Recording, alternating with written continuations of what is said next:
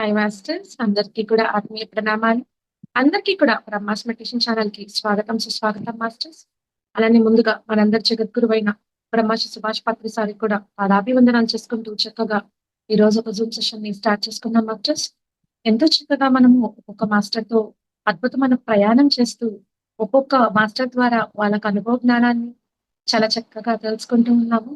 ఈరోజు మనతో బ్రహ్మర్షి కొండారెడ్డి సార్ గారు గద్వాల్ నుంచి మనకు జూమ్ సెషన్ కి ఇచ్చేసి ఉన్నారు masters. The great senior most pyramid master. చాలా చక్కగా సార్ యొక్క అనుభవ జ్ఞానాన్ని ఈరోజు చక్కగా మనం తెలుసుకుందాం. సార్ ఈరోజు ఎంపిక చేసుకున్న టాపిక్ చిరంజీవత్వం అంటే అమరత్వం మాస్టర్స్. అంటే ఎటర్నల్. మనము మన ఒక ఉనికి ఆత్మతత్వం గురించి తెలుసుకున్నప్పుడు మనం అదే అయిపోతాము. ఆ చక్కటి జ్ఞానాన్ని సార్ యొక్క అనుభవ జ్ఞానాన్ని ఈరోజు తెలుసుకుందాం. సార్ ముందుగా మీకు బ్రహ్మాస్ మెడిటేషన్ ఛానల్ తరపున స్వాగతం, సుస్వాగతం sir. Thank you so much. Over to you sir. Thank you. Okay, so నా పేరు కొండారెడ్డి. నేను 1998లో మెడిటేషన్లోకి వచ్చాను. పిరమిడ్ స్పిరిచువల్ సొసైటీస్ మూవ్మెంట్లోకి వచ్చాను. నేను ఆధ్యాత్మికతలోకి రావడానికి నాకు చిన్నప్పటి నుంచే బీజాలు ఉన్నాయి. అంటే నాకు చిన్నప్పటి నుంచే, నాకు ఊహ తెలిసినప్పటి నుంచే చావంటే భయం ఉండేది. ఆ చావు భయం వల్లనే మరి నేను చనిపోయే లోపలే తపస్సు చేయాలా అని చిన్నప్పటి నుంచే అనుకునేవాడు. ఎందుకు తపస్సు చేయాలనుకున్నానంటే, మనం రామాయణంలో, మహాభారతంలో, మరి పురాణాలలో మనం చూసాము, విన్నాము. రావణాసురుడు తపస్సు చేస్తే శివుడు ప్రత్యక్షమయ్యాడు. సో పురాణాల్లో మనం రాక్షసులందరూ తపస్సు చేస్తారు. తపస్సు చేస్తే మరి దేవతలు ప్రత్యక్షం అవుతారు అని. సో అలా నేను ఎప్పుడు చనిపోతామో కానీ చనిపోయే లోపల తపస్సు చేయాలనే ఆలోచన ఉండేది. సో అయితే తపస్సు ఏమిటి, ఎలా చేయాలి అదేం తెలియదు. కానీ ఎందుకు అంటే ఆ దేవుడు కనిపిస్తే ఒకవేళ ఆ చావు గురించి ఏమైనా మనకు తెలుస్తుందేమో అని ఒక తెలిసి తెలియని ఒక ఆలోచన ఉండేదన్నమాట. అలా ఉన్నప్పుడు ఇంటర్మీడియట్లో ఉన్నప్పుడు నాకు ఒక మ్యాగజైన్ వచ్చింది. దాని పేరు ధ్యాన లహరి. అది పిరమిడ్ స్పిరిచువల్ సొసైటీస్ మూవ్మెంట్ లో నాకు తెలిసి అది మొట్టమొదటి మ్యాగజైన్. మనకి ధ్యాన జగత్ మ్యాగజైన్ ఇప్పుడు ఎలా ఉందో ఆ మ్యాగజైన్ అప్పుడు తిరుపతి నుంచి వచ్చేది, ధ్యాన లహరి అని, శివప్రసాద్ గారి ద్వారా. సో ఆ మ్యాగజైన్ లో లాస్ట్ పేజ్ మాత్రమే చూసాను. దాంట్లో ధ్యానం చేసే పద్ధతి అని ఉంటది.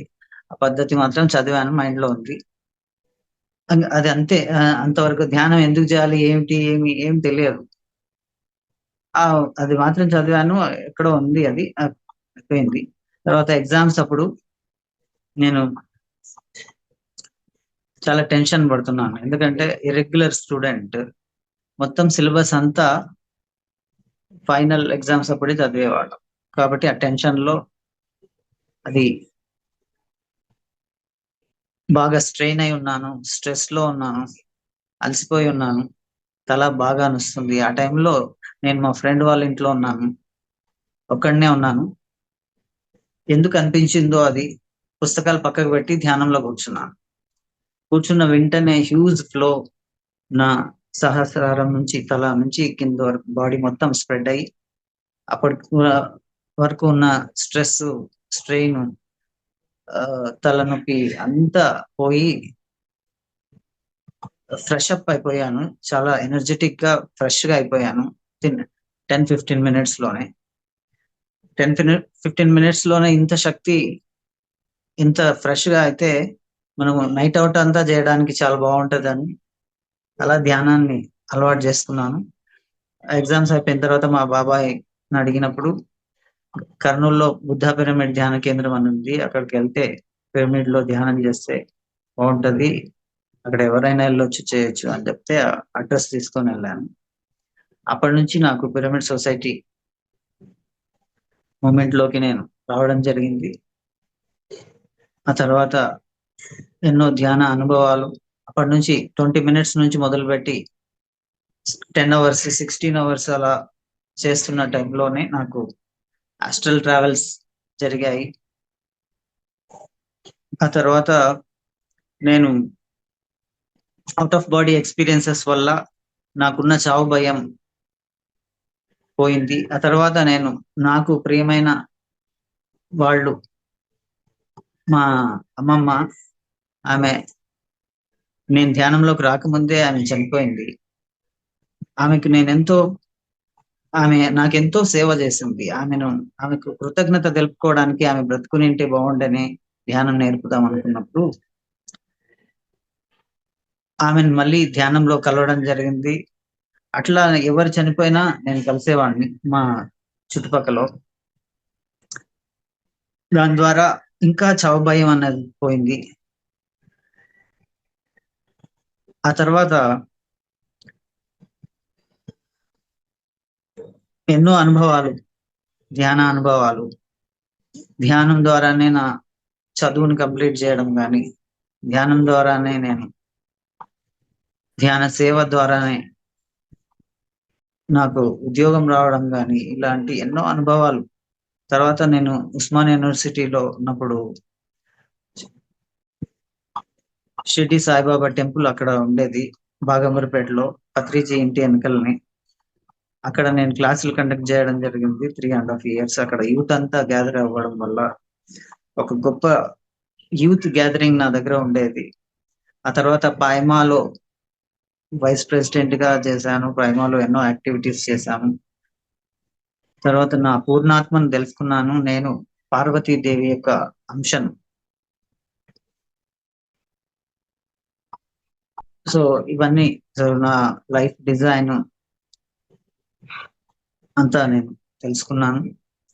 ఇవి నా ధ్యాన అనుభవాలు. ధ్యానం నాకు సంపూర్ణ ఆరోగ్యాన్ని ఇచ్చింది, ఆత్మ జ్ఞానాన్ని ఇచ్చింది. మరి నన్ను బ్రహ్మర్షిగా తీర్చిదిద్దింది. సో ఇది నా ధ్యాన పరిచయం, నా పరిచయం. సో ఇప్పుడు ఈరోజు మనం టాపిక్ లోకి వెళ్దాం. ఈరోజు టాపిక్ చిరంజీవత్వం. చిరంజీవత్వం అంటే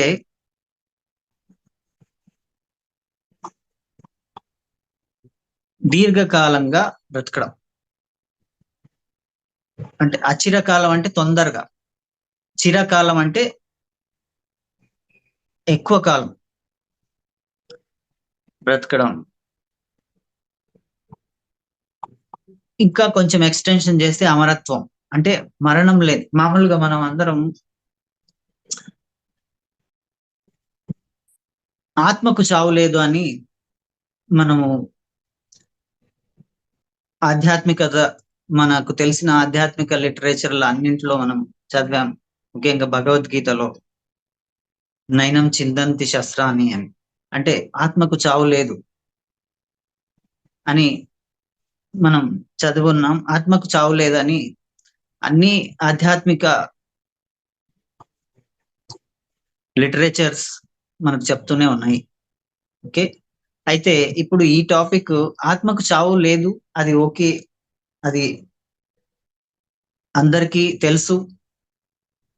అయితే ఇప్పుడు తెలుసుకోవాల్సింది ఏమిటంటే ఈ టాపిక్ లో ఆత్మకే కాదు, శరీరానికి కూడా చావు లేదు.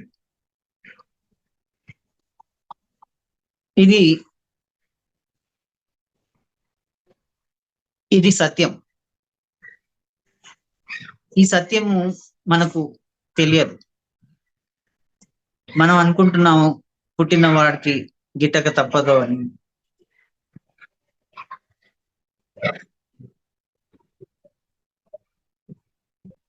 అందరి నోట మనం విన్నాము, అన్ని చోట మనం అన్ని చదివాము. పుట్టిన వాడికి గిట్టక తప్పదని. కానీ సత్యం ఏమిటంటే ఈ శరీరం, ప్రతి శరీరం ఈ భూమిలోంచే వచ్చింది. ఈ భూమి ఉన్నంత వరకు ప్రతి శరీరం ఉండడానికే తయారైతుంది అన్నది ఒక మనందరికీ తెలియని సత్యం.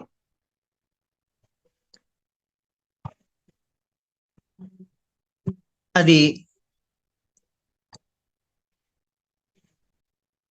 మనం ఇప్పుడు తెలుసుకొని ఆకలింపు చేసుకొని చిరంజీవులుగా, అమరులుగా విరాజిల్లాలని మనం ఈ కాన్సెప్ట్ ని మనం ఈరోజు చెప్పుకుంటున్నాము. అయితే చిరంజీవత్వం అనేది ఏమి కొత్త సబ్జెక్ట్ కాదు. ఎందరో చిరంజీవత్వాన్ని సంపాదించిన మహానుభావులు ఉన్నారు భూమి మీద. అందులో ముఖ్యంగా చెప్పుకోదగిన వాళ్ళు మార్కండేయుడు, తర్వాత ఆంజనేయ స్వామి. మొన్ననే మనం కల్కి సినిమా చూసాం, అశ్వత్థామ.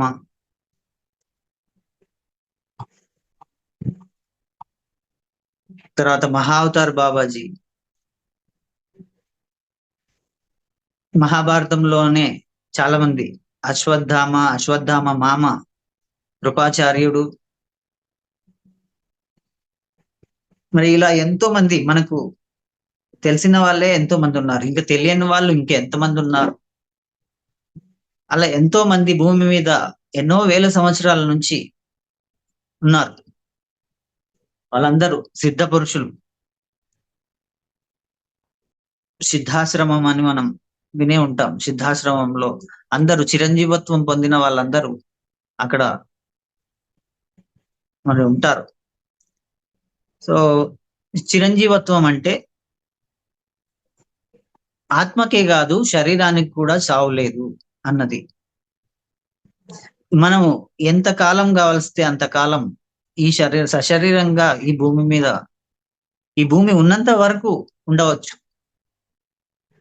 ఆ పాసిబిలిటీ ఉంది. అది ఒకానొక సత్యం అన్నది మనకు ఈ చిరంజీవత్వం అనే కాన్సెప్ట్ చెప్తుంది. మనం పురాణం కొంచెం మనం వెనక్కి వెళ్తే దీంట్లో అగ్రగణ్యుడు, మొట్టమొదటిగా మనం చిన్నప్పటి నుంచి వింటున్నవాడు మార్కండేయుడు. మార్కండేయుడు చరిత్ర చూసుకుంటే మార్కండేయుడు తల్లిదండ్రులు ఒక మంచి యోగులు, ఇద్దరు భార్యాభర్తలు. మార్కండేయుడి తండ్రి పేరు మృకుండు, మార్కండేయుడి తల్లి పేరు మరుద్మతి. అయితే వాళ్ళిద్దరికి సంతానం లేదు. ఎంతో కాలం సంతానం కోసం వాళ్ళు వేచి చూసి సంతానాన్ని ఎలాగైనా పొంది తీరాలి అని వాళ్ళు దీక్షతో తపస్సు చేశారు. ఆ తపస్సు ఫలించి మరి శివుడు ప్రత్యక్షమై వరం ఇచ్చాడు. అయితే ఒక కండిషన్ పెట్టాడు. వివేకవంతుడు అయిన, జ్ఞాని అయిన అల్పాయుష్కుడు కావాలా, మరి మూర్ఖుడు అవివేకి అయిన దీర్ఘాయుష్మంతుడు కావాలా అని అడిగారు. సో భారతీయ సంప్రదాయంలో సంతానం అంటే అది ఆ సంతానము సమాజానికి హితం చేయాలి. ఆ సంతానం ద్వారా ఆ వంశం యొక్క పేరు ప్రతిష్టలు మరి అభివృద్ధి చెందాలి అన్నది వాళ్ళ ఆశయంగా, భారతీయుల ఆశయంగా అనాదిగా ఉంది. సో ఒక మూర్ఖుడు దీర్ఘాయుష్మంతుడైనా సరే వాడి వల్ల వంశానికి కానీ సమాజానికి కానీ ఏ ఉపయోగం లేదు, అలాంటి వాడిని మేమేం చేసుకోము అని. సో ఆయన మృకుండు ఆ దంపతులు వాళ్ళు అల్పాయుష్కుడైనా సరే వివేకవంతుడిని, జ్ఞానిని ఇవ్వమని కోరారు. సో అలాగే మార్కండేయుడు పుట్టాడు. ఎంతో చురుకైన వాడు, జ్ఞాని, వివేకవంతుడు, చకచకా అన్ని నేర్చేస్తున్నాడు. ఎంతో సునిశ్చితమైన బుద్ధి గలవాడు. ఆయనను చూస్తూ, ఆయన ఎదుగుదలని చూస్తూ వాళ్ళు మురిసిపోతూ అలా ఆనందంలో ఉన్నారు.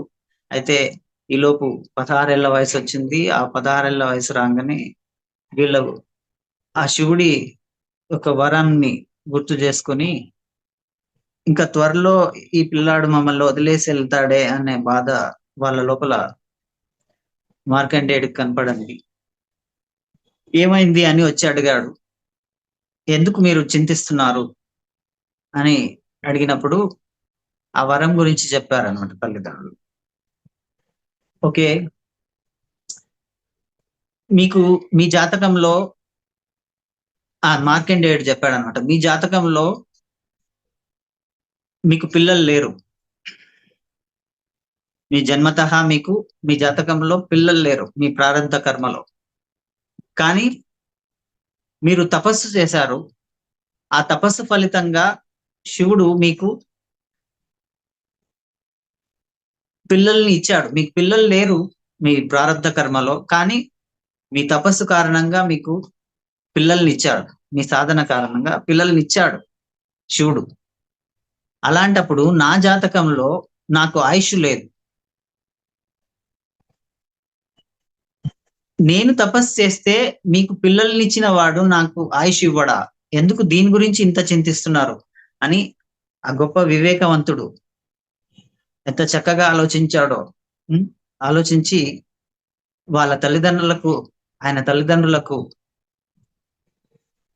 ఊరటని కలిగించి ఓదార్చి మరి తపస్కి బయలుదేరాడు. బయలుదేరి దీక్షతో పట్టుదలతో తపస్సు చేశాడు. ఈ లోపల ఆయన 16 ఏళ్ల ఆయుష్ టైం అయిపోయింది. యముడు వచ్చాడు. యమకింకరులు ఆయన దగ్గరికి కూడా రాలేకపోయారు. స్వయంగా యముడే వచ్చాడు. ఈయన తపస్సులో ఉన్నాడు.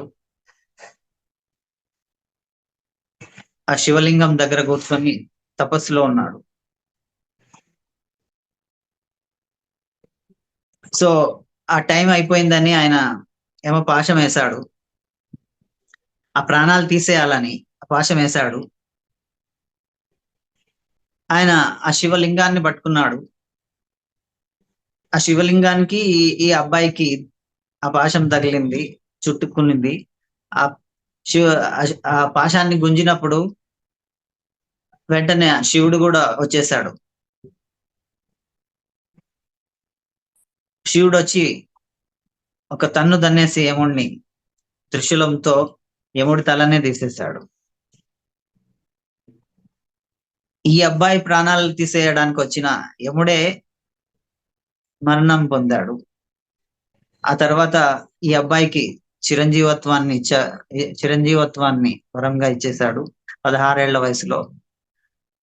అప్పుడే ఆ ఆ అబ్బాయికి, మార్కండేయుడికి వయసే ఆగిపోయింది. అక్కడ 16 ఏళ్ల లోపలే వయసు ఆగిపోయింది, కాలం ఆగిపోయింది. ఇంకా ఇప్పటికి కూడా అదే వయసులో ఉన్నాడు ఆయన. 16 ఏళ్లలోనే ఇప్పటికీ ఉన్నాడు. కాలం అక్కడితో ఆగిపోయింది. శివుడిని కాలుడు, మహాకాలుడు అంటారు. సో ఆ కాలుడు వచ్చి ఆ మార్కండేయుడి కాలాన్ని ఆపేసేసాడు. ఆయన అప్పటికి ఇప్పటికి ఎప్పటికీ ఆ 16 ఏళ్ల వయసులోనే ఆగిపోయాడు. సో మళ్ళీ యముణ్ణి సృష్టి క్రమం నడపడం కోసం మళ్ళీ యముణ్ణి బ్రతికించారు.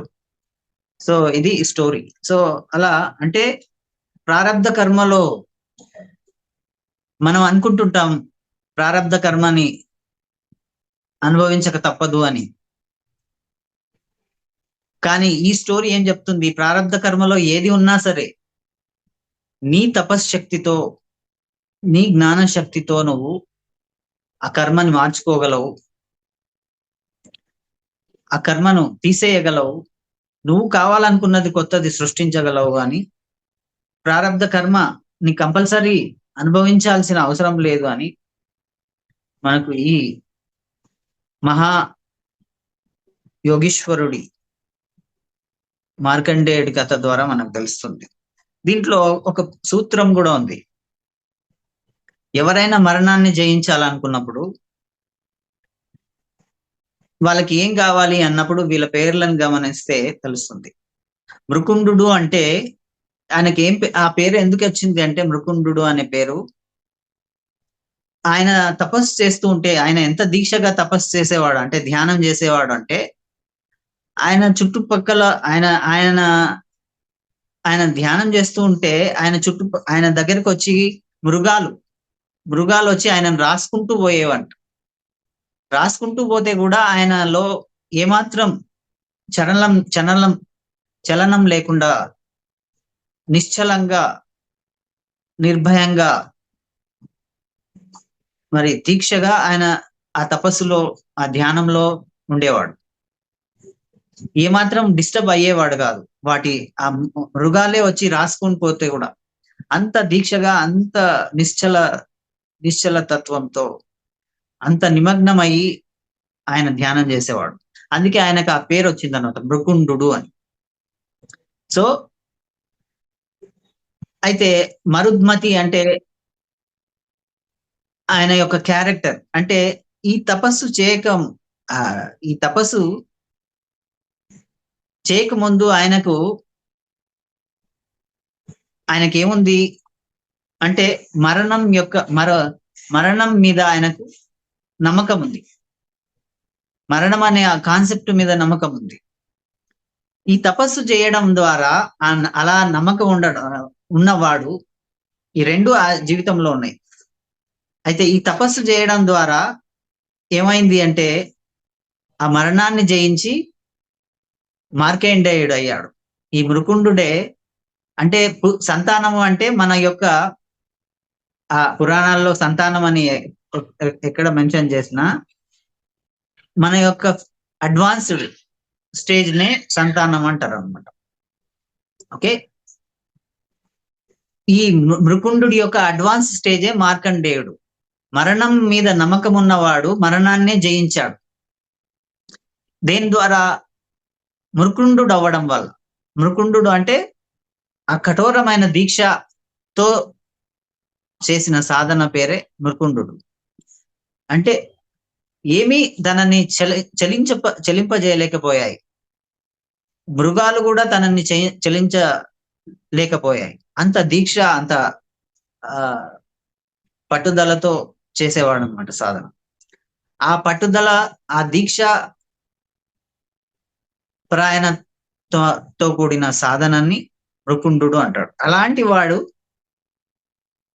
గతంలో మనకు ఎలాంటి నమ్మకాలు ఉన్నా సరే చావు గురించి వాటిని జయించగలడు, మార్కండేయుడుగా మారగలడు. మార్కండేయుడు అంటే మరణాన్ని జయించిన వాడు. సో అంటే మన సాధన ద్వారా కఠోరమైన దీక్ష కావాలి. మరణాన్ని జయించాలంటే కఠోరమైన దీక్ష, పట్టుదలతో ఆ మృకుండు లాగా సాధన చేయగలగాలి. అది ఇక్కడ మనం మార్కండేయుడి జీవిత చరిత్ర ద్వారా మనం తెలుసు. ఎవరైతే మృకుండులాగా సాధన చేస్తారో వాడు మార్కండేయుడు అవుతాడు, అంటే మరణాన్ని జయించిన వాడవుతాడు. సో ఇలా ఆ యముడు చనిపోవడం, యముడు అంటే జీవితం యొక్క నియమాలు, జీవితం యొక్క లాస్. సో జీవితంలో వాళ్ళ కర్మ ప్రారంధం ప్రకారం ఆయన చనిపోవాలి.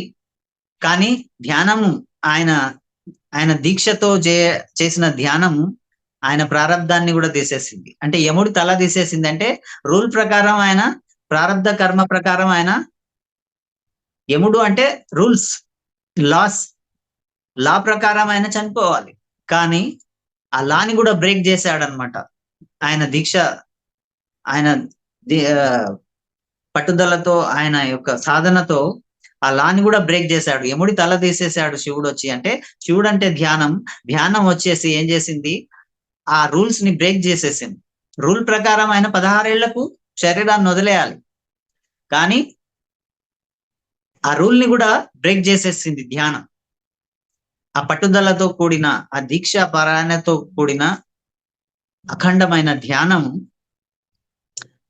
ఆ రూల్ ని బ్రేక్ చేసేసింది. అంటే యముడిని శివుడు చంపేశాడు, అంటే యముడి తలని తీసేశాడు త్రిశూలంతో. అంటే ఆ ధ్యానం అనేది ఆ నియమాల్ని, సృష్టి నియమాల్ని తీసేసింది, పక్కన పెట్టేసేసింది, బ్రేక్ చేసేసింది.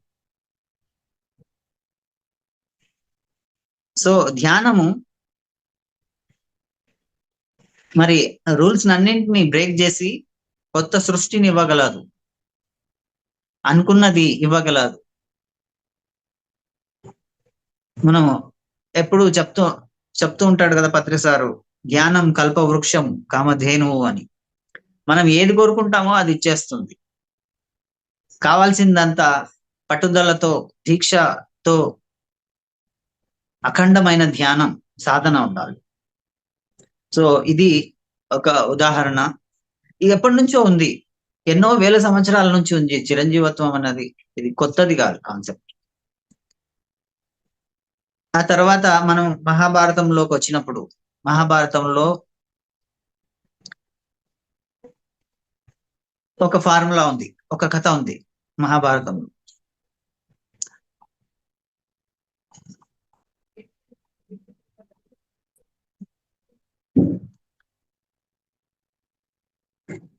అర్జునుడు సుభద్ర కలిసి ద్వారకకి వెళ్తుంటారు.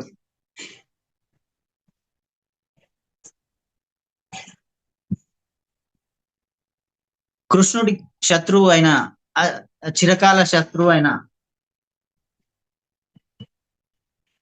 కంసుని మామ జరాసంధుడు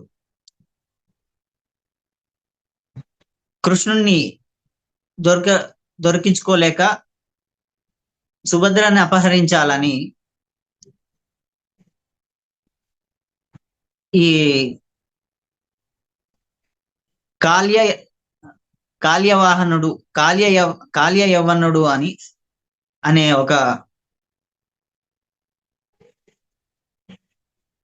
ఒక రాక్షసుని పంపిస్తాడనమాట. ఆ కాల్య యవ్వనుడు వచ్చి సుభద్రను బంధించడానికి పోయినప్పుడు అర్జునుడు ఎన్నో బాణాలతో ఎదుర్కోవాలని చూస్తాడు. అప్పుడు కృష్ణుడు వీళ్ళ రక్షణ కోసం వచ్చి వాడి మీద బాణాలు వేసి, ఎన్ని బాణాలు వేసినా వాడిని నువ్వు చంపలేవు, నేను చంపలేను, అంటే మరి మనం ఇప్పుడు ఏం చేయాలి అంటే పారిపోవాలి అని చెప్తాడు. సో వాళ్ళని ఒక సైడ్ పంపించేసి వాడిని కృష్ణుడికి తెలుసు వాడి ఏ విధంగా తన చేతుల్లో లేదు, కానీ వాడు ఎలా చేస్తాడో ఆయనకు తెలుసు. సో రెచ్చగొడుతూ ఆయనని తన వెంట పరుగులెత్తిస్తూ ఒక గుహలోకి వెళ్తాడు. ఆ గుహలోకి వెళ్ళి దాపెట్టుకుంటాడు. వీడు ఆవేశంతో, కృష్ణుడు ఎక్కడ పోతావు, నన్ను నుంచి ఎలా తప్పించుకుంటావు అని ఆ గుహలోకి వచ్చి, అక్కడ ఆ గుహలో ఒక వస్త్రం కప్పుకొని ఒక ఆయన పడుకొని ఉంటాడు. అది కృష్ణుడే అనుకొని వచ్చి, నన్ను తప్పించుకొని వచ్చి ఇక్కడ దాపెట్టుకున్నావా లే అని కాలుతో తంతాడనమాట. అది తనేసరికి ఆయన లేచి, ఆ నిద్రలో ఉన్న ఆయన లేచి కళ్ళు తెరిచి చూడంగానే ఆయన చూపు ఆయన మీద పడి ఆయనలోంచి వచ్చిన ఆ యోగాగ్నికి వాడు, ఆ కాల్య యవ్వనుడు భస్మం అయిపోతాడు, అలా చనిపోతాడు. ఆ తర్వాత అర్జునుడికి చెప్తాడు, ఈ కాల్య యవ్వనుడు అంటే ఆయన చంపిన ఆయన ఎవరంటే ముచుకుందుడు అనే వాడు. ముచుకుందుడు అంటే ఇక్ష్వాకు రాజు, అంటే రాముడి వంశం వాడు, త్రేతాయుగం నాటి వాడు. అప్పుడు దేవతలకి ఆయన రాక్షసులకు మధ్య యుద్ధంలో హెల్ప్ చేయడానికి వెళ్ళినప్పుడు వాళ్ళు మెచ్చి ఈయనకు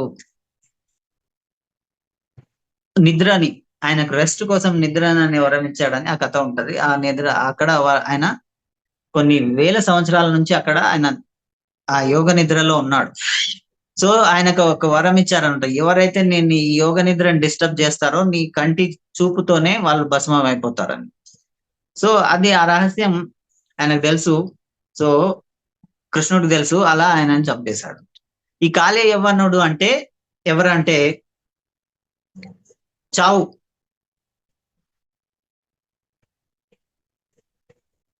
ఈ చావుని పంపించింది ఎవరు అంటే జరాసంధుడు. జరాసంధుడు ఎవరు అంటే ముసలితనం. అంటే జరాసంధుడు అనేవాడు ఆ అది మనం జరాసంధుడు అనేవాడు ముసలితనానికి ప్రతీక. అంటే చాదష్టాలకు ముసలితనానికి ప్రతీక. ఒక రకంగా ఆయన ఒక జరా అనే రాక్షసి ద్వారా అటాచ్ చేయబడి ఉంటాడు. 2 ముక్కలుగా ఉన్న ఆయన ఇలా అటాచ్ చేయబడి ఉంటాడు. ఇదంతా ఒక పెద్ద ఫార్ములా, ముసలితనం ఎనర్జీ ఫార్ములా అన్నమాట. సో ఆయనని ముసలితనానికి ప్రతీక. జరాసంధుడు అంటే జరా అంటే ఏంటి? ముసలితనం. ఓకే, జరా మరణాలు అంటాం. అంటే జరా అంటే ముసలితనం, మరణం. ముసలితనం వచ్చేది ఎందుకు? అది దేనికి లీడ్ చేస్తుంది? మరణానికి లీడ్ చేస్తుంది. ముసలిగా అవుతున్నాం అంటే ఏందని అంటే అని అర్థం మరణానికి దగ్గరగా వెళ్తున్నాము అని అర్థం. ఆ ముసలితనం లీడ్స్ టు డెత్. సో మరణాల్లోకి తీసుకెళ్తారు. సో ఈ ముసలితనము చావుని పంపించింది. ఓకే, సో ఈ చావుని జయించాలి అంటే ఏం చేయాలో అక్కడ చెప్పాడు. ముచుకుందుడి ద్వారానే అవుతుంది. ఓకే, ముచుకుందుడు అంటే ఎవరు? కొన్ని వేల సంవత్సరాల నుంచి యోగ నిద్రలో ఉన్నవాడు, యోగాగ్ని నింపుకున్నవాడు ఆయన. ఆ యోగాగ్ని ద్వారా ఆ చావుకి ప్రతిరూపమైన కాల యవ్వనుడు భస్మం అయిపోయాడు. అంటే యోగాగ్ని ద్వారా నీ శరీరము ఏమవుతుంది? మంత్రపిండంలా అవుతుంది, వజ్రకాయం అవుతుంది. ముసలితనం అనేది పోతుంది. ముసలితనము అనేది చావుని పంపించింది. ఆ చావుని కూడా ఈ యోగాగ్ని అనేది భస్మం చేసేస్తుంది. మరి ముసలితనాన్ని ఎలా చంపాడు ఆ మహాభారతంలోనే అంటే జరాసంధుడిని కృష్ణుడు మళ్ళీ అక్కడ కూడా చంపలేదు. జరాసంధుడు ఎన్నోసార్లు కృష్ణుడి మీద దండయాత్ర చేశాడు, కానీ అన్నిసార్లు ఓడించి పంపించాడు, కానీ చంపలేదు. ఎందుకంటే అక్కడ వాడి మీద కూడా ఆయన కృష్ణుని చేతిలో లేదు. మరి ఎవరి చేత చంపించాడు జరాసంధుడిని అంటే భీముడి చేత చంపించాడు. భీముడు ఎవరు అంటే వాయుపుత్రుడు. వాయుపుత్రుడు అంటే ఏంటి? ప్రాణశక్తికి ఆయన ప్రతీక భీముడు. శరీరం ఎలా ఉండాలి అంటే భీముడు లాగా ఉండాలి అంటారు. అంటే అంత ఆరోగ్యంగా, అంత ప్రాణశక్తితో, అంత బలిష్టంగా ఉంటది, వజ్రకాయంలా ఉంటది. భీముడికి ఎన్నిసార్లు విషం పెట్టినా గానీ ఆయన శరీరానికి ఏమి కాలేదు. చిన్నప్పుడే ఆయన చంపాలని భీముడిని విషం పెట్టి దుర్యోధనుడు ట్రై చేస్తాడు, కానీ ఆయనకి ఏ విషము ఎక్కదు. కర్ణుడు బాణాలు వేస్తే కూడా ఆ ఆయనని ఏది ఆపలేదు. అంత బలిష్టమైన వాడు, అంత ప్రాణశక్తితో ఉంటాడు. అంటే ప్రాణశక్తికి ఎలాంటి నెగిటివ్ ఎనర్జీస్ నిలబడలేవు. విషం అంటే నెగిటివ్ ఎనర్జీ, ఎలాంటివి నిలబడలేవు. అలా ఆయన ప్రాణశక్తికి ప్రతీక. సో ఆ ప్రాణశక్తియే ముసలితనాన్ని తీసేయగలుగుతుంది. ముసలితనం అంటే ఏం లేదు, మన పంచ ప్రాణాలు, ప్రాణ, అపాన, సమాన, ఉదాన, వ్యాన అనే పంచ ప్రాణాలు శరీరాన్ని నడిపిస్తుంటాయి. ఆ పంచ ప్రాణాలు క్షీణించిపోవడమే ముసలితనం అంటే. అవి క్షీణించిపోయినప్పుడు సెల్స్, మన శరీరంలో ఉన్న ప్రాణ శక్తులు క్షీణించినప్పుడే మన శరీరంలో ఉన్న కణాలు క్షీణించి ముసలితనం వస్తుంది. ఎప్పుడైతే పంచప్రాణాలు పుష్కలంగా ఉంటాయో ముసలితనం అనేది మన దరిదాపులకి రాదు. సో ఆ ప్రాణశక్తికి ప్రతీక భీముడు. కాబట్టి ఆ భీముడు ఆ ముసలితనాన్ని చంపేశాడు. జరాసంధుడిని చంపేశాడంటే ముసలితనాన్ని చంపేశాడు. సో అలా ఈ ముసలితనము దాని పర్యావసానమైన చావుని జయించడం అనేది మహాభారతంలో కూడా మనకు ఆ ఫార్ములాస్ చెప్పాడు వేదవ్యాసుడు మహాభారతం ద్వారా. సో అంటే అఖండమైన యోగాగ్ని ద్వారా చావును జయించవచ్చు, అపారమైన ప్రాణశక్తి నిల్వల ద్వారా ముసలితనాన్ని జయించవచ్చు అని చెప్పారు. సో తద్వారా ముసలితనాన్ని జయించడం ద్వారా, చావుని జయించడం ద్వారా చిరంజీవత్వాన్ని, అమరత్వాన్ని మనిషి సాధించవచ్చు అని మనకు వేదవ్యాసుడు మహాభారతం ద్వారా, మార్కండేయ పురాణం ద్వారా, ఆయన జీవితం ద్వారా మనకు చెప్పే ఉన్నారు. ఇలా ఎంతో మంది మనకు ఉదాహరణలుగా ఉన్నారు. ఆంజనేయ స్వామి మళ్ళీ ఆయన వాయుపుత్రుడు, ఆయన చిరంజీవత్వాన్ని పొందాడు. 7600 సంవత్సరాల నుంచి ఇప్పటికీ ఆయన చిరంజీవిగా మానస సరోవర పరిసరాలలో, గంధమాదన పర్వత పరిసరాల్లో ఆయన ఇప్పటికీ ఉన్నాడు.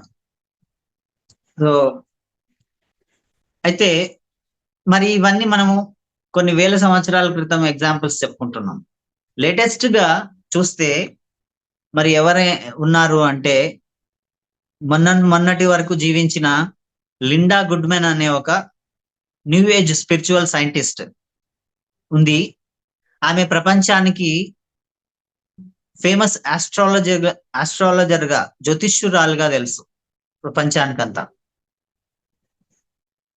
అమెరికాలో కొలరాడో దీవుల్లో ఆమె ఎన్నో వందల సంవత్సరాలు జీవించింది. కానీ ఆమె వయసు ప్రపంచానికి తెలిసి 80 సంవత్సరాలు. కానీ ఆమె కొన్ని వందల సంవత్సరాలు, సుమారు 400 సంవత్సరాలు ఆమె జీవించి ఉంది అనమాట. అయితే ప్రపంచానికి ఆమె ఒక జ్యోతిష్యురాలుగా తెలుసు. ఆమె ఎన్నో పుస్తకాలు రాసింది. Star signs, sun signs, love signs అని ఇట్లా ఎన్నో పుస్తకాలు రాసింది. అందులో స్టార్ సైన్స్ అనే పుస్తకంలో ఫిజికల్ ఇమ్మోర్టాలిటీ అనే కాన్సెప్ట్ ఉంది. అంటే భౌతిక అమరత్వం. ఫిజికల్ ఇమ్మోర్టాలిటీ అంటే భౌతిక అమరత్వం. ఆత్మకి ఎలాగూ చావు లేదు, ఆత్మ ఎప్పుడూ అమరమే. అయితే ఫిజికల్ ఇమ్మోర్టాలిటీ అంటే భౌతిక శరీరానికి కూడా అమరత్వం అన్న కాన్సెప్ట్ ఉంది. లేటెస్ట్ గా ఆమె న్యూ ఏజ్ స్పిరిచువల్ సైంటిస్ట్. ఆమె మొన్నటి దాకా జీవించి ఉన్న ఆమె.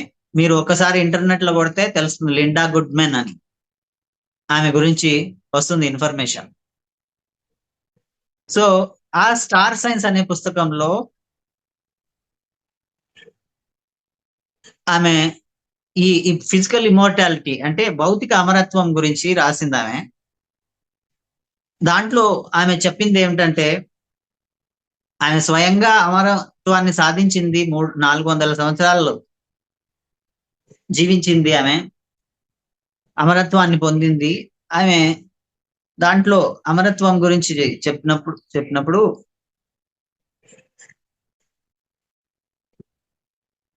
మనకు ఎలాగైతే భూమికి ఆకర్షణ శక్తి ఉందో, మన ఆలోచనలకు కూడా ఆకర్షణ శక్తి ఉంది, మన బుద్ధికి కూడా ఆకర్షణ శక్తి ఉంది. సో మనము దాన్ని ఆమె ఏమనింది, బుద్ధి ఆకర్షణ శక్తి అని. భూమికి ఎలాగైతే ఆకర్షణ శక్తి ఉందో, మన మనసుకి, మన బుద్ధికి కూడా అలా మన ఆలోచనలకు కూడా ఆకర్షణ శక్తి ఉంది. మనం ఏమి ఆలోచిస్తుంటామో, ఎలాంటి నమ్మకాలతో మనం ఉంటామో అవే మనం ఆకర్షిస్తున్నాం. నిజానికి చావు లేదు ఈ శరీరానికి, ముసలితనం లేదు, రోగాలు లేవు. కానీ మనం ఆ పుస్తకం ప్రకారం, ఆమె చెప్పిన దాని ప్రకారం, మనం కష్టపడి చావుని, మనం డబ్బు ఎలాగైతే కష్టపడి జీవితంలో సంపాదించుకుంటామో అలాగే కష్టపడి, చావు సహజం కాదు, మనం అందరం సహజం అనుకుంటున్నాం, సహజం కాదు. చాలా కష్టపడి సంపాదిస్తాం చావుని, డబ్బు సంపాదించినట్టు కష్టపడి. అలాగే ముసలితనం శరీరానికి సహజం కాదు. కానీ దాన్ని కష్టపడి సంపాదిస్తాం. రోగాలు సహజం కాదు. మనం అందరం అంటుంటాం మనిషికి గాక రోగాలు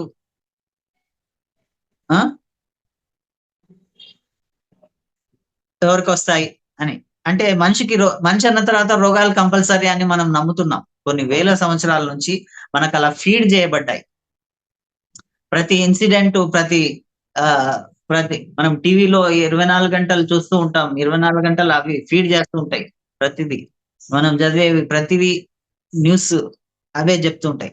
అంటే కొన్ని వేల సంవత్సరాల నుంచి మన మైండ్ లో చావు కంపల్సరీ, రోగాలు కంపల్సరీ, ముసలితనం కంపల్సరీ అని మనకు ఫీడ్ చేయబడ్డాయి. కాబట్టి మనం ఏ నమ్మకాలైతే మనం మన మనసులో నింపుకొని ఉన్నామో ఆ మనసులోని నమ్మకాలే ఆ చావుని, ఆ రోగాల్ని, ఆ ముసలితనాన్ని ఆకర్షిస్తున్నాయి. వాటికి ఆకర్షణ శక్తి ఉంది. అవి ఆకర్షిస్తున్నాయి. కాబట్టి అవి మన జీవితంలోకి మన లోపల అవి నింపుకున్నాం ఆ నమ్మకాలని. చావు కంపల్సరీ, ముసలితనం కంపల్సరీ, అది సహజం, పుట్టుకతోనే మనకు అది సహజం అని అనుకుంటున్నాం. సహజం అంటే పుట్టుకతోనే అది వచ్చింది అని. కానీ అది సత్యం కాదు అని మరి లిండా గుడ్మెన్ తను కనుక్కున్న విషయాన్ని ఆ పుస్తకంలో చెప్పింది. చావు సహజం కాదు, అది అసహజం. కానీ మనం కష్టపడి మనం సంపాదించుకుంటున్నాం. డబ్బు ఎట్లా సంపాదించుకుంటున్నాం అట్లా చావుని, ముసలితనాన్ని, రోగాల్ని సంపాదించుకుంటున్నాం. మన సరికాని ఆలోచనల వల్ల, నమ్మకాల వల్ల, మన సరికాని చేష్టల వల్ల, మన సరికాని మాటల వల్ల. ఈ మాటలు మనం ఎప్పుడు అవే మాట్లాడుతుంటాం. అవన్నీ ఇతరులకు కూడా మన మైండ్ లో అవే నింపుతుంటాం, ఇతరుల మైండ్లలో అవే నింపుతుంటాం. ఈ సరికాని ఆలోచనలను, నమ్మకాలు. దాని వల్లనే ఆ పరిస్థితులనే మనం ఆకర్షిస్తున్నాం అని ఆమె చెప్పింది. ఎన్నో ఉదాహరణలతో. మనం అనుకుంటాం, ఎన్నో అపోహల్లో ఉంటుంటాం. మన మన మన బ్రెయిన్ సెల్స్, మన సైన్స్ ఏం చెప్తుంది, మన బ్రెయిన్ సెల్స్ రీజనరేట్ కావని, నర్వ్ సెల్స్, నాడీ కణాలు రీజనరేట్ కావని. కానీ రీజనరేట్ అవుతుంది అని స్పిరిచువల్ సైన్స్ చెప్తుంది. దానికి ఎన్నో ఉదాహరణలు చెప్పింది ఆమె. మనం ఈ వయసు రాగానే స్త్రీలకు మోనోపాజ్ వస్తుందని, ఈ వయసు అయిన తర్వాత పిల్లలు పుట్టరని, ఇట్లా ఎన్నో రకరకాల అపనమ్మకాలతో మనం ఉన్నాము. కానీ అవన్నీ కాదు అని ఎన్నో ఉదాహరణలు ఆ పుస్తకంలో చెప్పింది. అంటే 90 ఏళ్ల వాళ్ళు కూడా పిల్లల్ని కనడం మనం చూసాం. మనం ఏమనుకుంటాం, ఈ వయసు 40 years దాటంగానే మోనోపాజ్ వస్తుంది, అది కంపల్సరీ అనుకుంటున్నాం.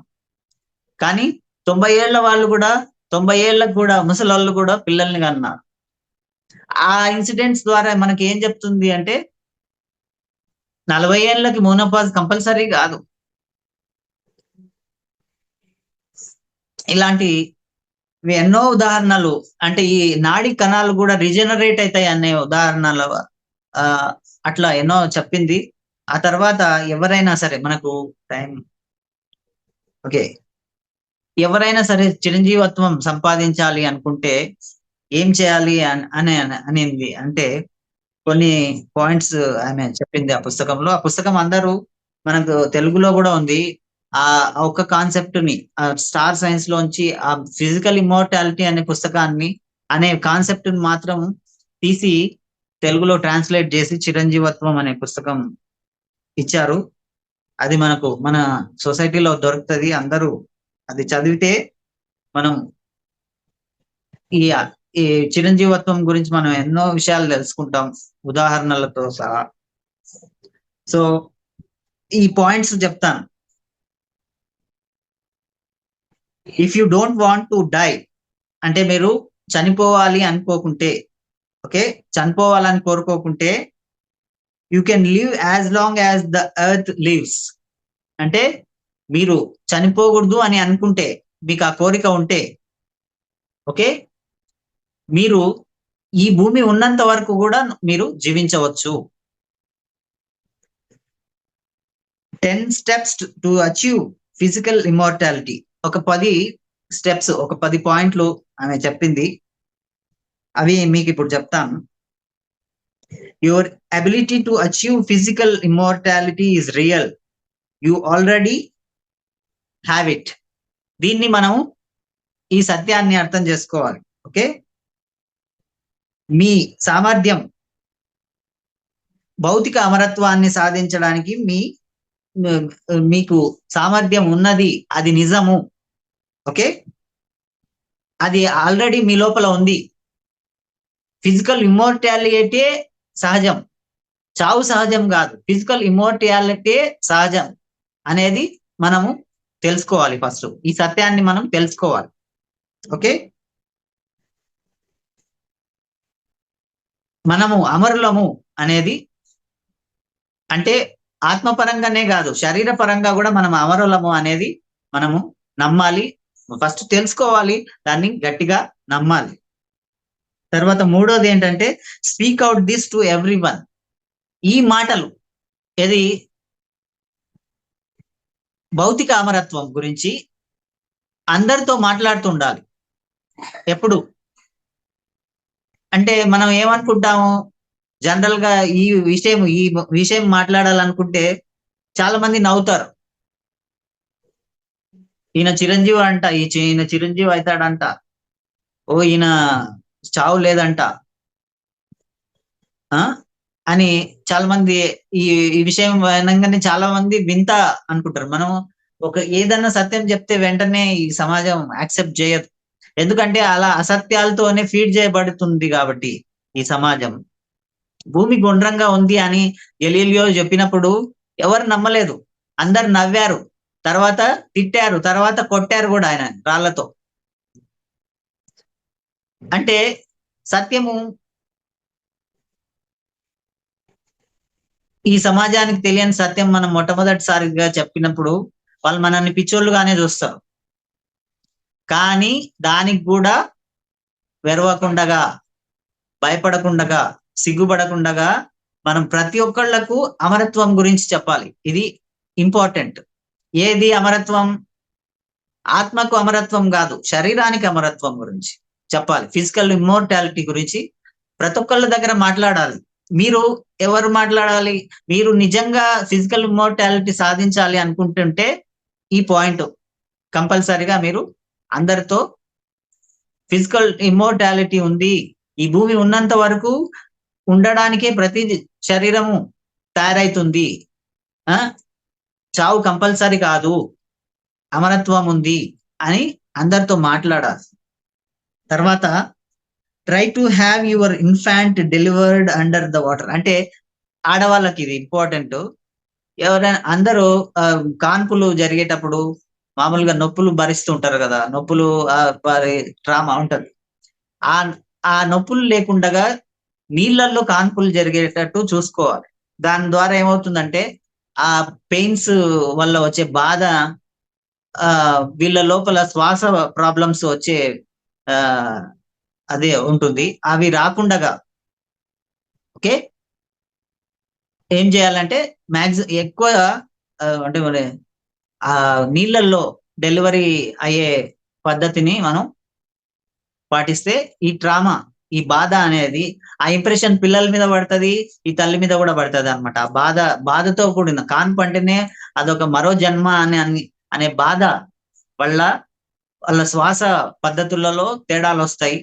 ఆ శ్వాస అనేది మన ప్రాణశక్తిని, వాళ్ళ ప్రాణానికి ఇంపార్టెంట్. కాబట్టి ఆ ప్రాబ్లం రాకూడదు అంటే మనం ఈ బాధ లేని డెలివరీ జరిగేటట్టుగా, అంటే వాటర్ డెలివరీ జరిగేటట్లుగా చూసుకోవాలి. ఇది ఆడవాళ్ళకు.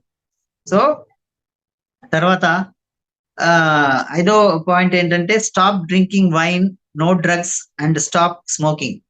అంటే సిగరెట్ తాగడము, పొగ తాగడము, లేదా డ్రగ్స్ తీసుకోవడము, లేదా వైన్, బీరు ఇట్లాంటివన్నీ తీసుకోవడము మానేయాలి. శరీరం అనేది నీళ్లతో తయారైంది. ఎంత నీళ్ళు ఎక్కువ ఇస్తే అంత ఎనర్జెటిక్ గా, అంత ఆరోగ్యంగా ఉంటది శరీరం, అంత ఎక్కువ కాలం ఉంటుంది. మనం వైను ఇది మన శరీరానికి పడదు, ఆల్కహాల్ పడదు, డ్రగ్స్ పడవు, మనం స్మోకింగ్ పడదు. ఇవన్నీ ఇస్తే మన శరీరం తొందరగా చెడిపోతుంది. కాబట్టి ఇవన్నీ అవాయిడ్ చేయాలి. తర్వాత no sexual promiscuity, it's short circuits your soul. ఇది 6వ పాయింట్. అంటే వ్యభిచారం చేయకూడదు. వ్యభిచారం చేయడం ద్వారా ఆ ఆత్మ షార్ట్ సర్క్యూట్ అవుతుంది. ఈ శరీరాన్ని నిలిపేది ఎనర్జీ. ఆత్మ ఎంత శక్తివంతంగా ఉంటే ఈ శరీరము అంత శక్తివంతంగా ఉంటది. సో ఆత్మశక్తిని బట్టే సంకల్ప శక్తి ఉంటది. ఈ శరీరాన్ని నేను భూమి ఉన్నంత వరకు నిలుపుకుంటాను అనే శక్తి కావాలంటే మనకు ఆత్మశక్తి అఖండంగా ఉండాలి. ఆత్మశక్తి అఖండంగా ఉండాలంటే అది షార్ట్ సర్క్యూట్ కాకూడదు. కాబట్టి ఈ వ్యభిచారం అనే దాని ద్వారా షార్ట్ సర్క్యూట్ అవుతుంది. కాబట్టి అది తీసేయాలి అని ఇది 6వ పాయింట్. తర్వాత forgive your enemies, donate half your money to friends and strangers equally, stop clinging to material possessions. అంటే నీ శత్రువుల్ని కూడా నువ్వు క్షమించేసే, ఎవరి మీద కక్షలు పెంచుకోవద్దు. ఓకే, నీ శత్రువుల్ని కూడా నీ మైండ్ లోంచి క్షమించి వదిలేసే. తర్వాత ఎందుకంటే వాళ్ళ గురించి నువ్వు కక్షలు పెంచుకుంటే మైండ్ లో నీ ఎనర్జీ అంతా వేస్ట్ అయిపోతుంది, నీ ఎనర్జీ అంతా డ్రాగ్ అయిపోతుంది. So don't waste your energy. Okay, కాబట్టి వాళ్ళని క్షమించేస్తే నువ్వు రిలీజ్ చేసేస్తావు నీ మైండ్ లోంచి నీ ఫోకస్. కాబట్టి నీ ఎనర్జీ నీ లోపలనే ఉండిపోతుంది, అది నీ శరీరాన్ని శక్తివంతం చేస్తుంది. కాబట్టి ఆ శత్రువుల్ని కూడా క్షమించేసే. తర్వాత నీ దగ్గర ఉన్న డబ్బుని సగమైన, ఎంత వీలైతే అంత, ఈమె సగం అని చెప్పింది, సో ఇతరులకు పంచు. నీ ఫ్రెండ్స్ కి, బంధువులకి, తెలియని వాళ్లకు, ఎవరికి అవసరం ఉంటే వాళ్లకు పంచాలి. మెటీరియల్ పొసెషన్ మీద ఎక్కువగా వ్యామోహం ఉండొద్దు అని చెప్పింది అనమాట. ఇది 7వ పాయింట్. తర్వాత reject fears of your life, fear of flying, fear of accident, fear of poverty, fear of loneliness, fear for friends and loved ones who are ill. Stop expecting them to die. అంటే అన్ని రకాల ఫియర్లని వదిలేయాలి. అంటే పేదరికం గురించి, తర్వాత చావు గురించి, నేను బతకనా అనే భయాల గురించి, తర్వాత యాక్సిడెంట్లు అవుతాయేమో అనే భయము, యాక్సిడెంట్ల గురించి ఉండే భయాలు, తర్వాత ఒంటరితనం గురించిన భయాలు, తర్వాత మన బంధువులు, మన ఫ్రెండ్స్, మనకిష్టమైన వాళ్ళు, వాళ్ళ అనారోగ్యం గురించి మనం భయాలు పెట్టుకోకూడదు. తర్వాత వాళ్ళు చనిపోతారేమో అనే భయాలు పెట్టుకోకూడదు. నా బంధువులు, నా వాళ్ళు, నా ఫ్రెండ్స్ వాళ్ళు చనిపోతారేమో అనే లాంటి భయాలు పెట్టుకోకూడదు. ఎలాంటి భయాలున్నా, చావు గురించిన భయాలు, పేదరికం గురించిన భయాలు, ఈ భయాలన్నీ తీసేయాలి. ఓకే, తర్వాత 9th పాయింట్ ఏంటంటే బికమ్ ఏ వెజిటేరియన్. శాకాహారిగా ఉండాలి. చంపేవాడు చస్తాడు. ఏ జీవిని చంపినా మాక్సిమం జీవహింస తీసేయాలి. ఇంకొక పాయింట్ ఏం చెప్పిందంటే ఈ మాంసం అంటే చేపల్ని వేటాడే వాళ్ళు, మాంసం వ్యాపారం చేసేవాళ్ళు, వీళ్ళు చచ్చినా గాని వీళ్ళు అమరత్వం పొందలేరు అని చెప్పింది. కాబట్టి ఈ జీవహింస చేసేవాళ్ళు మానేయాలి, జీవహింస మానేయాలి. వెజిటేరియనిజం లైఫ్ స్టైల్ ని అలవాటు చేసుకోవాలి. తర్వాత ఇంకా 10th పాయింట్ ఏంటంటే fast for a day, a week, every week in the year.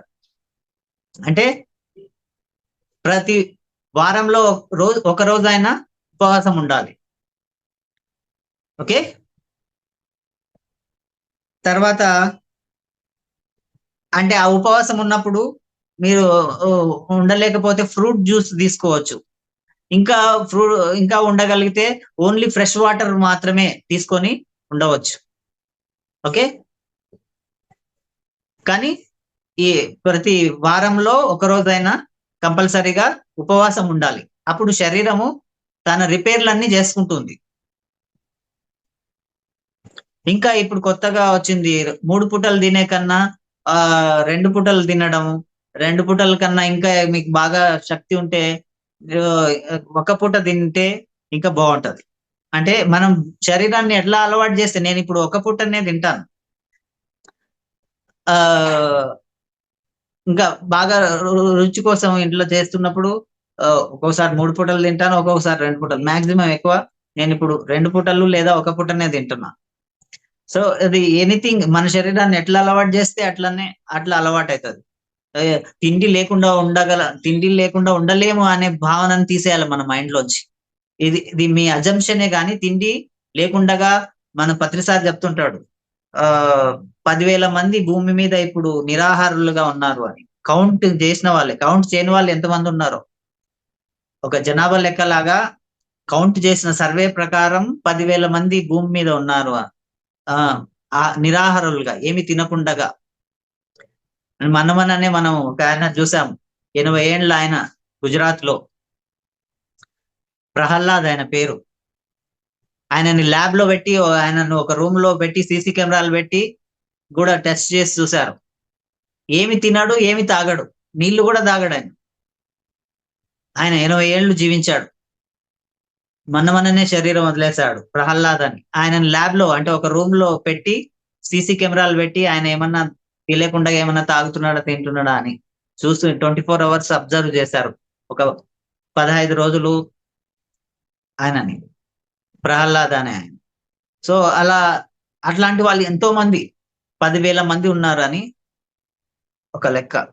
So కాబట్టి మనం ఈ డిపెండెన్స్ అన్నింటినీ తీసేయాలి. అంటే ఆహారం లేకుండా నేను బతకలేను అనే భావనను తీసేయాలి. కాబట్టి దానికి మార్గము శరీరం రిపేర్ చేసి, ఉపవాసంలో రిపేర్ జరుగుతుంది అని చేసిన ఒక జపాన్ సైంటిస్ట్ కి నోబెల్ ప్రైజ్ కూడా వచ్చింది. ఉపవాసం వల్ల శరీరంలో అన్ని టాక్సిన్స్ పోయి రోగ నిరోధక శక్తి పెరుగుతుంది అని ఆయన ప్రూవ్ చేశాడు. ఓకే, సో ఇవి పాయింట్స్. ఇంకొక పాయింట్ ఏంటంటే, ఆమె ఇంకా చాలా విషయాలు చెప్పింది. ఇప్పుడు మనము ఈ 10 పాయింట్స్ కాకుండా మనము ఒక పని చేయొచ్చు అనమాట. మన శరీరంలో కోట్ల కణాలతో నిర్మితమైంది కదా. ఈ కణాలు అంతా మనము ఏ ఏజ్ లోకి ఉండాలనుకుంటామో మనం, ఓకే, ఆ ఏజ్ లోకి ఈ కణాలన్నీ తిరుగుతూ ఒక స్పైరల్ గా, అంటే రైట్ నుంచి లెఫ్ట్ కి ఇట్లా స్పైరల్ గా, మరచం ఎలా ఉంటది ఇలా స్పైరల్ రింగ్, అట్లా మనము ఇప్పుడు ఇక్కడ ఉన్నామనుకో, ఈ ఏజ్ లో ఉన్నామనుకో, మనం ఏ ఏజ్ లో, ఒక 20 ఏళ్ల లోపలనే మనం ఇప్పుడు మనకు మార్కండేయుడు 16 ఏళ్ల వయసులోనే ఆయన వయసు ఎలా ఆగిపోయిందో, అలా మనం 20 ఏళ్ల లోపల ఉండాలనుకున్నాం అనుకో, 20 ఏళ్ళు వయసుకు వచ్చినట్టు మన కణాలన్నీ కళ్ళు మూసుకొని ఊహించుకోవాలి. అవి తిరుగుతూ వచ్చి 20 ఏళ్ళ వరకు వచ్చి ఆగిపోయినట్టు, లేదా 25 ఏళ్ళు, మన ఇష్టం ఎక్కడ ఆగాలంటే అక్కడ. అంటే ఏజ్ ఎప్పుడు మనకు తెలిసింది ఏంటి, ఏజ్ పెరగడమే తెలుసు అందరికి, కానీ ఏజ్ రివర్సల్ ఉంది. అంటే ఏజ్ వెనక్కి రాగలుగుతుంది, ముందుకు పోగలుగుతుంది, ఆగిపోతుంది కూడా. ఇది తెలుసుకోవాలి మనం. ఏజ్ ముందుకు పోతుంది, అది అందరికి తెలుసు. ఏజ్ వెనక్కి కూడా వస్తుంది, ఏజ్ ఆగిపోతుంది కూడా, ఎక్కడ కావాలంటే అక్కడ. అది మన సాధనతో మనం చేసుకోవాలి. అంటే ఈ కణాలను కళ్ళు మూసుకొని రోజు కొంతసేపు మన శరీరంలో ఉన్న కణాలన్నీ రైట్ నుంచి లెఫ్ట్ కి ఇలా స్పైరల్ రూపంలో తిరుగుతూ మనం ఏ ఏజ్ లో ఆగాలనుకుంటున్నామో ఆ ఏజ్ లోకి వచ్చి ఆగిపోయింది అని మనం ఊహించుకోవాలి, ఆగిపోయినట్టు అన్ని కణాలని. అలా రోజు ప్రాక్టీస్ చేస్తూ ఉంటే ఇదంతా ఎనర్జీ అన్నమాట, ఆ స్పైరల్స్ అన్నమాట. అంతా ఆ కణాలన్నీ అట్లా మనకు ఎంగేజ్ లోకి వస్తాము, అమరత్వం సిద్ధిస్తుంది. ఈ పాయింట్ కూడా ఉంది అక్కడ. ఆ పుస్తకం అందరు చదవండి. మనల్ని టీవీలు, మనం చూసే వార్తా పత్రికలు, మన లోపల మన చాదస్తులు, మనం వినేటివి అన్ని మన మైండ్ ని ఎట్లా ఫీడ్ చేస్తాయి, వాటి ద్వారా మనం ఎలా చావుల్ని, రోగాల్ని, వీటన్నింటిని ఎలా ఆకర్షిస్తాము అని, తర్వాత ఎన్నో వింత విశేషాలు ఆమె చెప్పింది. ఆ పుస్తకం అందరూ చదవండి. ఈ విషయాలు అందరితో మాట్లాడండి, సిగ్గుపడకూడదు. ఇంకోటి బర్త్‌డే నాకింత వయసు అని ఎప్పుడు చెప్పొద్దు. మీరు అమరత్వాన్ని సాధించాలనుకుంటే, మీరు ఎప్పుడు యంగ్‌గా ఉండాలి అనుకుంటే, ఎప్పుడు వయసు గురించి మాట్లాడకూడదు. నా వయసు 20 ఏళ్ళు, నా వయసు 30 ఏళ్ళు, నా వయసు 80 ఏండ్లు, నా వయసు 60 ఏండ్లు అని ఆహ్, మాట్లాడకూడదు. ఒకవేళ మాట్లాడాల్సొస్తే ఎవరైనా అడిగితే, మీరు ఏ ఏజ్‌లో ఉండాలనుకుంటారో ఆ ఏజే జెప్పండి. నవ్వుతారేమో, మీరు 60 ఏళ్లుగా మేము తెల్ల జుట్టు వచ్చింది నాకు, ఆహ్, న నేను 20 ఏళ్ళు అని చెప్పితే నవ్వుతారేమో అనే ఫీల్ అవ్వద్దు. వాళ్ళు నవ్వితే నవ్వని గాక, నవ్వితే మీకు నష్టమేంటి? ఆ! మీకు గావాల్సిందేంటి? మీకు అమరత్వం, యంగ్ ఏజ్ రివర్సల్ గావాలి. అప్పుడేం జేయాలి మనం? ఆ! నేను నా ఏజ్ ఎవరన్నా అడిగితే నేనెప్పుడు 20 ఏళ్ళు అనే జెప్తాను. ఓకే. అలా మనకి ఏ ఏజ్‌లో ఉండాలనుకుంటామో ఆ ఏజే జెప్పాలి.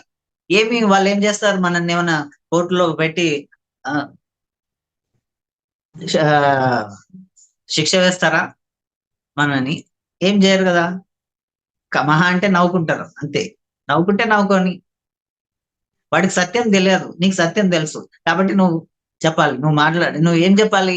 ఎప్పుడైనా ఏజ్ గురించి అసలు మాట్లాడకూడదు. టైమ్‌లెస్ జోన్‌లో ఉండాలి.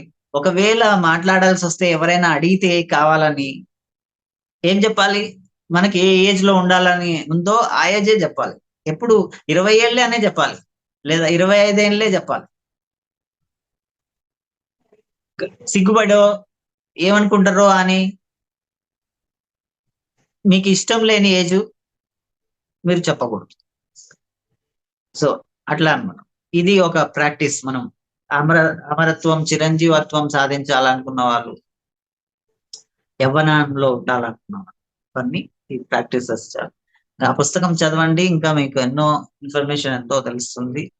ఈ విషయం, ఇంత అద్భుతమైన జ్ఞానాన్ని మనకు అందించిన బ్రహ్మర్షి పత్రిజీకి కృతజ్ఞతలతో ఇది కాన్సెప్ట్